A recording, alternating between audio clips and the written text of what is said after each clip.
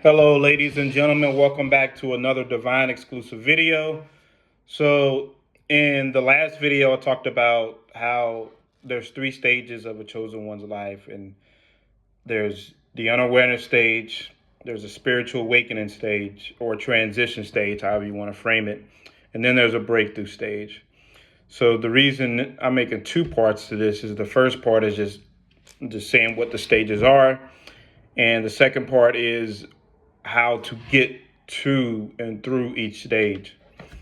So, with the unawareness stage, like I said, this is a good chunk of your early life, realizing how long it takes, how long, it takes for you to not just find out who you are, but what you are here to do and, the differences, how you were set apart and all that.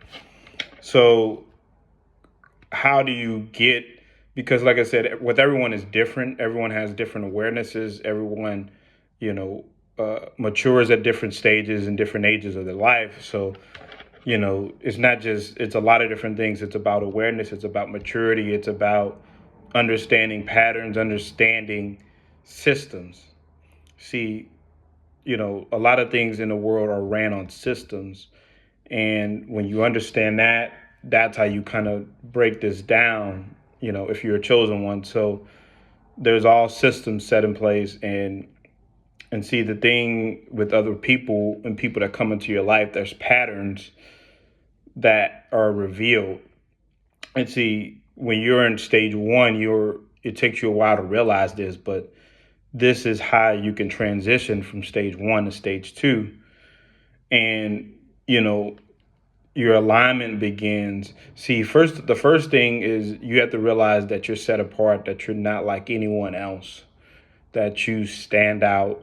You you know you stick out like a sore thumb. So when you're young, and even if you get to adulthood and you're a young adult or whatever, you start realizing, because it's kind of easy to get lost in the shuffle. It's easy to kind of not be aware or not too aware when you're young. You're a kid. Everyone's doing the same thing. Everyone's going, to the same places, and uh, you know, especially when you're really, really young, no one's judgmental. So when people are less judgmental, they're less to point out why you're different and all this other stuff, and you're less of a threat because your brain isn't fully developed to become a threat.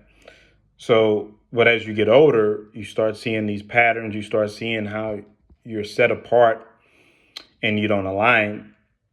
And, you know, the reason it takes, there's a lot of reasons it takes a while to switch over. Number one, you're still in the phase of validation. So as long as you're still in the phase of chasing validation, then you're always going to dim your own light. You're not going to understand the special call that you have in your life. So you're always going to want other people's approval. You're going to go out of your way, and see, you'll start to understand, like, damn, it takes extra effort for me to fit in, or to do this, or to be accepted into this environment, as opposed to every other person.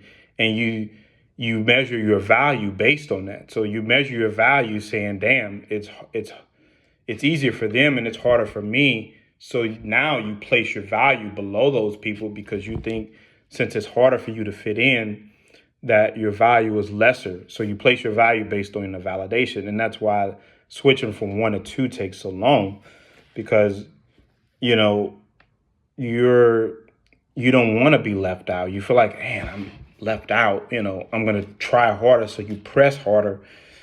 And in contrast, you actually put more stress on yourself. And this is some of the things that I went through, is because you're like, damn, I don't want to be left behind. So let me put extra effort into showing why I'm deserving of fitting in, not knowing that you're deserving of fitting out.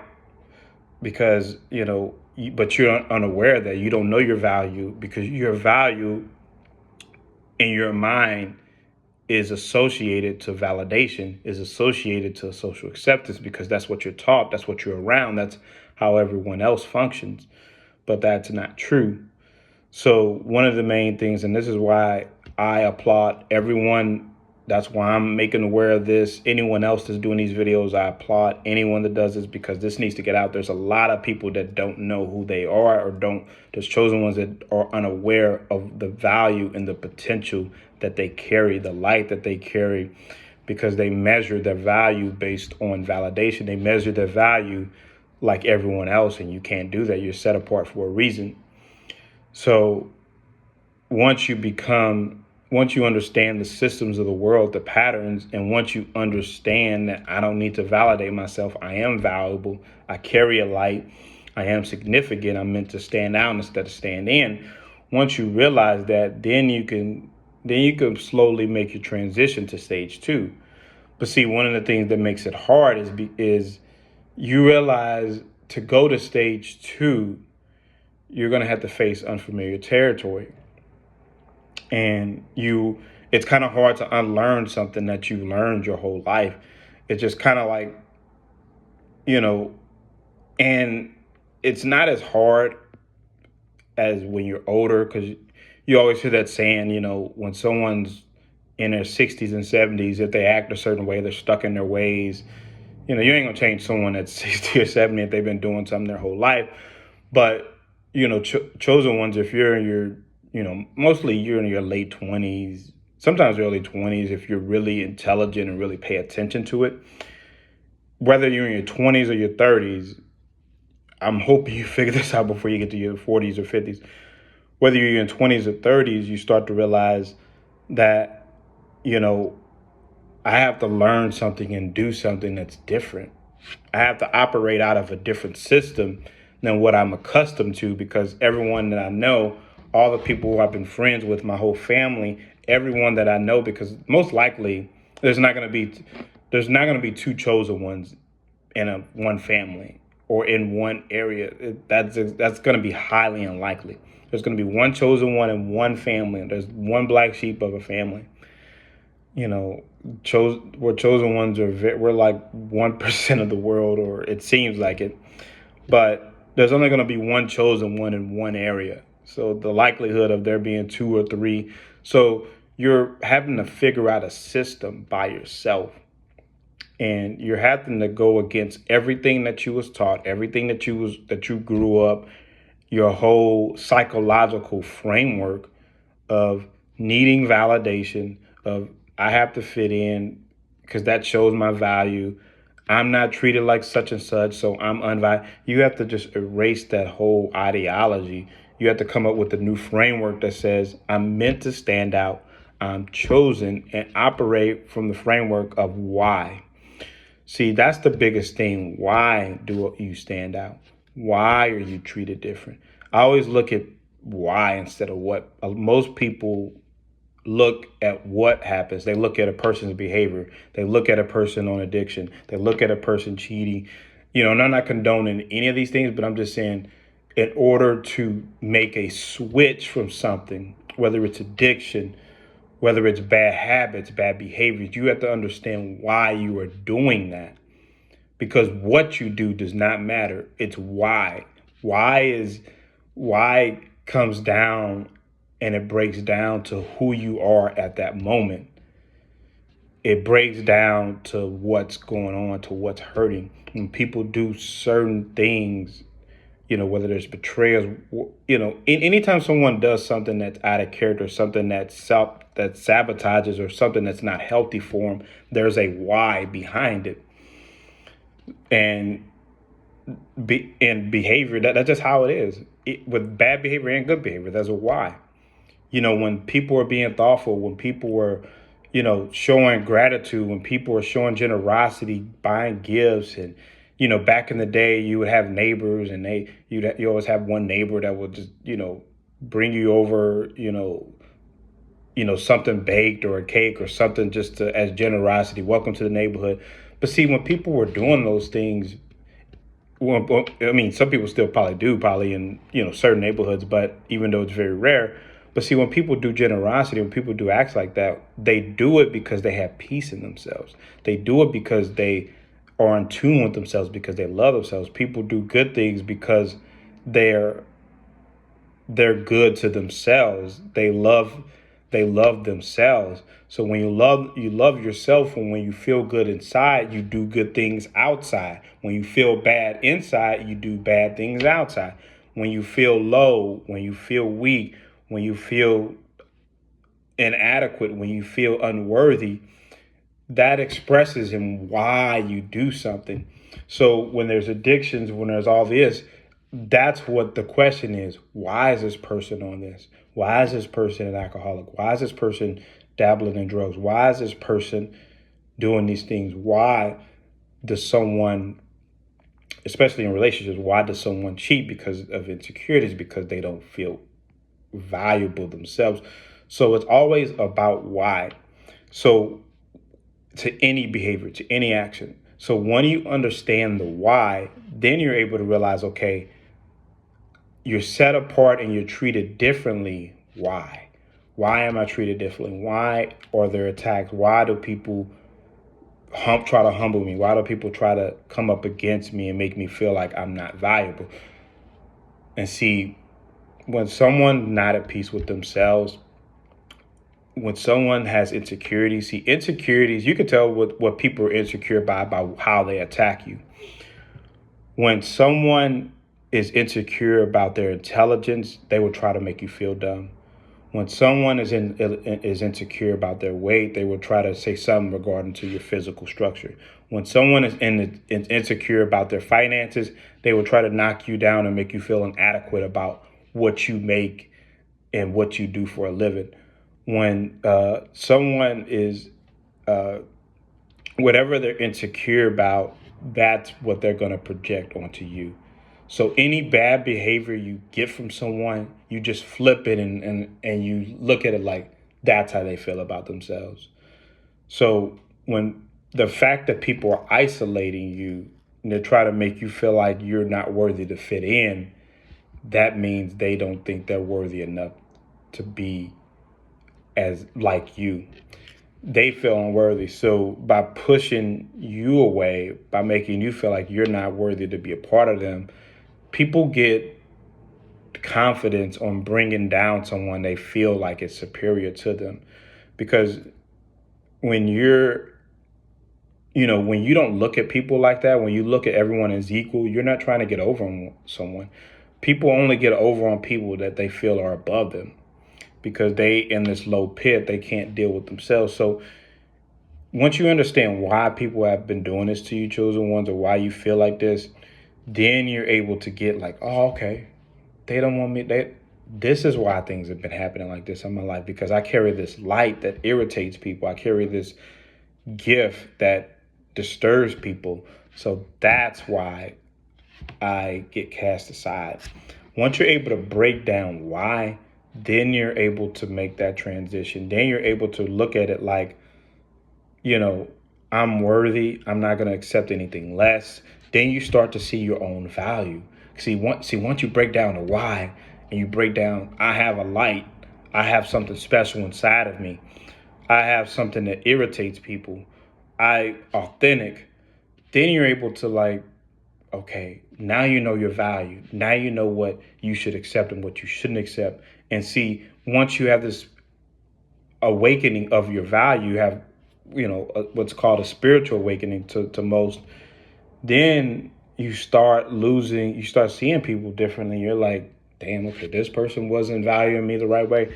Neither was this person. They were taking advantage and they wanted me beneath them. You start looking at everyone like, damn, they wanted me beneath them because they seen it, but they took advantage of my unawareness. It's not them necessarily taking advantage of your kindness. It's them taking advantage of your unawareness.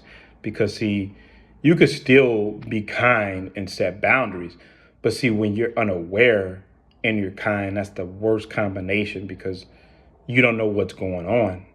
It's just like you don't know what the magician is up to. But once you see the tricks, once you see the pattern, once you see the system, then you're like, okay, this person wasn't for me. This person wasn't for me.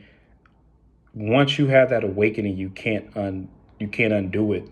So that's how you're able to move from stage one to stage two, the unawareness stage, which is stage one, to the awakening stage, which is stage two.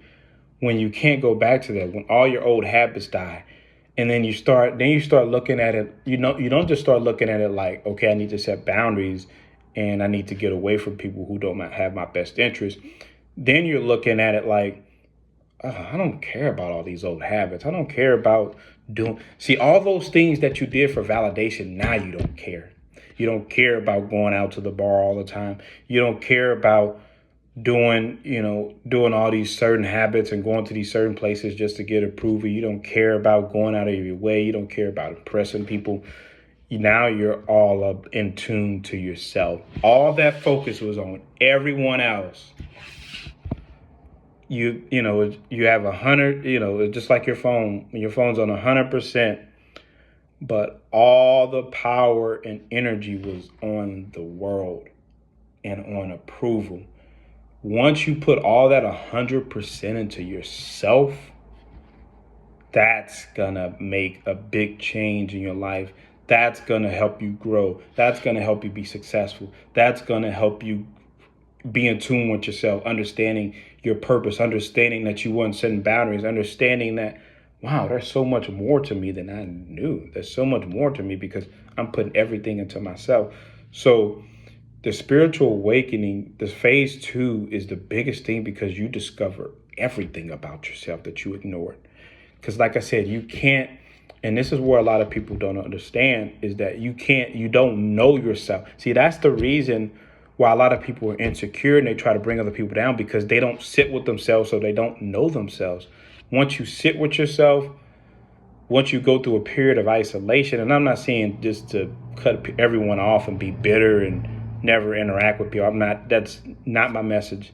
What I'm saying is getting in touch with yourself, understanding who you are, understanding your purpose, understanding your strengths, understanding your weaknesses, and understanding that if things are not benefiting you, then it has no place in your life. And this is where you start to get to a phase to where your life can become better, way better than it ever has. This is when you start to get to the phase where you're like, I wasted a lot of my years on other people, and it gets you nowhere. Because when you spend your life living for validation and on other people, you have your life is a plateau. So for chosen ones, when you understand this, you're like, damn, I could become this. I got you have a new, it's like you have, it's not necessarily that you have new hobbies, but you got like an increased interest in bettering yourself, and bettering yourself is going to lead to a better life. You can't better your life trying to become a better version to other people. You have to become a better version to you. And see, this is always my theology. When you chase the world, you lose yourself. Put this in the comments. When you chase the world, you lose yourself. When you chase yourself, you conquer the world. When you chase the world, you lose yourself. When you chase yourself, you conquer the world. And that's the biggest breakthrough. That's the biggest that's the biggest way you switch from 1 to 2. And when you're in stage 2 and you figure this out, once you get in, like I said, when you have to be at stage 2. When you're in stage 2 and you figure this out, a breakthrough will happen. And that's the third stage for a chosen one, is the breakthrough stage. And when I say breakthrough stage, I'm not talking about that you're going to be rich like Bill Gates, or you're going to be rich like Oprah. I'm not talking about anything like that. What I'm saying in the breakthrough phase, the breakthrough stage, stage 3, is your purpose is defined and set. It takes off. You have career upgrade, because stage 2 is where you're doing all the prep work. Stage 2 is where you're doing all the building for your life to become even better than what it is. Stage 3 is just you're enjoying the fruits of your labor, everything paying dividends, blessings are overflown, new relationships come in, they're built on trust. See, you have to get rid of all the old ways of thinking. You can't receive anything with an old mindset. God's not going to give you a new life when you're stuck in the old mindset that held you back. So once you get to stage two, you develop new habits. You have a boundary that doesn't accept anything less than what you would accept. See, because once you get into stage two, you look at it like this: the way I feel about myself, I can only accept people that are aligned with how I feel about myself. I can't accept people that think low of themselves because they will try to sabotage me and become me and destiny swap with me. So you cannot do that. So, like I said, stage two is about building, you know, laying all the groundwork. You're pretty much, it's like you're building a house. Your life is like a house, and you're just building, you're building a platform, that blossoms into stage three. So going from stage two to three is all about building the platform, getting rid of, not even thinking of old habits, not even thinking about going back, not even thinking about all the people that you had to leave behind, all the habits everything that didn't lead to anything. Because see, you have to look at this like this. And see, I'm glad I'm bringing this up. You have to look at it like this. All those years you were chasing validation in stage one. See, the only thing that you built from stage one was just, yeah, you may have got a degree, you may have got a nice job, but see, your mindset, and see, this is what stops a lot of people. A lot of people think, okay, I chased validation, but I still graduated, I still got the job, I still got this. But see, your mindset didn't elevate. Your mindset will never elevate until you get to stage two. Because when you're stage one, you're still low vibrational, chosen ones. You're still very low vibrational. And see, when I use the word low vibrational and high vibrational, I'm not just saying only chosen ones possess that. I'm talking necessarily, it's not just, of course, chosen ones are high vibrational and they dim their own light in stage one. But even people that aren't, you could become high vibrational by raising your standards, by raising your mindset. See, it's all about the mindset. It's all about what you say about yourself. And if you're comfortable, see, most people, they stay in that stage one because they're comfortable with where they are. But see, when you're comfortable, you can't grow. And see, it doesn't even matter about the accolades. It doesn't matter how much money you're making. If your mindset is limited, you won't have fulfillment. And see, that's what the breakthrough stage is about. That's what the spiritual awakening stage is about, because the breakthrough isn't based on how much money you have. The breakthrough is based on how much fulfillment you have, how much joy you have, how much autonomy you have, how much freedom you have, how much impact you have. And that leads to I'm not going to say the word happy because happy is an emotional feeling. That leads to a joyful, fulfilling, successful life in stage three. And stage three is all those things taken off, all those things, because because you got to look at it like this. Chosen ones, we're meant to have an impact. We're not just meant to just work a job and then just die. That's not what you were brought here to do. Like I said, you were meant to have a mission, to have a purpose, to get to stage three. All chosen ones are meant to get to stage three, because stage three, and not just for chosen ones, for anyone else watching this video, stage three is what people remember about you. Stage three is when you're 6 feet under and people are gathered around talking about your life.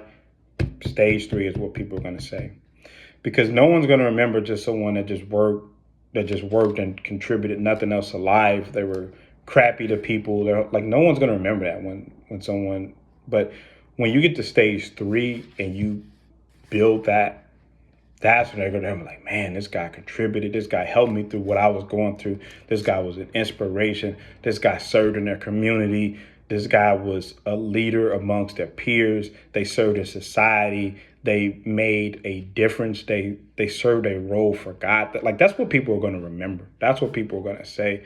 No one's going to be like, oh, this person was such a good employee for such and such for 30 years. Like, that's not a fulfilling life. I mean, saying, I'm not crapping on anyone that loves their job. I'm just saying, for chosen ones, you have a mission that's so much bigger than this, and you have to get in touch with your spiritual awakening. You have to get in touch with everything that God has given you, because a gift cannot be wasted. Like, what if LeBron James, had all this God-given ability, but he never played basketball? That's a wasted. You know what I mean? People would kill to be in LeBron James' body to be able to play basketball and he's played it for 21 years. What if he wasted the gift God gave him? What if, Usain Bolt and some of these credible athletes, Michael Phelps and Serena and Venus Williams, what if they wasted the gifts that God gave them?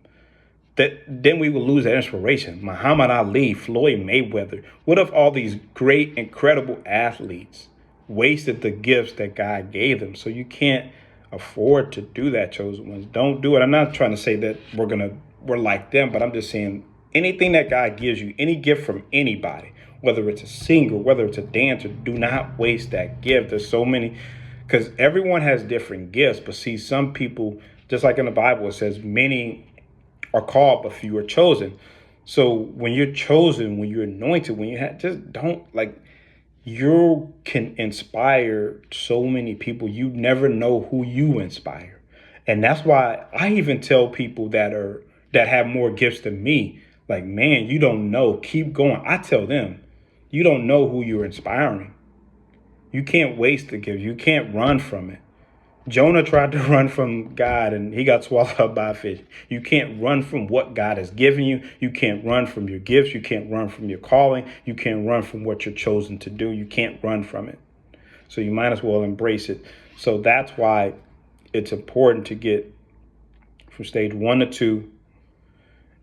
And then when you're stage 2, once you start choosing, just like I said a little while ago, you chase the world, you lose yourself. But when you chase yourself, you conquer the world. Once you get that's how you get from stage 2 to 3. And once you get to that stage, you're going to be undeniable. So didn't mean to get this deep into it, but once you're in stage 3, you stay there. There's no going back. Pretty much the only way you can get out of stage 3 is if you just had to forget everything that you learned, and the devil would have been tricked you out of the spot. I mean, that's the only way I see you going from sabotaging stage 3 and going back to 1. But there's no way. It's once you get from 2, once you spend a lot of time, especially if you spend a lot of time in stage 2, once you get to stage 3, you won't be able to go back. You shouldn't. You can't waste that. So, chosen ones, this is very important to get through each of these stages, because your life means so much. This is why the enemy attacks you so much. This is why you've had to endure all the hardships. This is why you had to have a tough life. You were meant to get through each of these stages. And, it's important not to go back. Never to go back to stage 1. Never, never, never.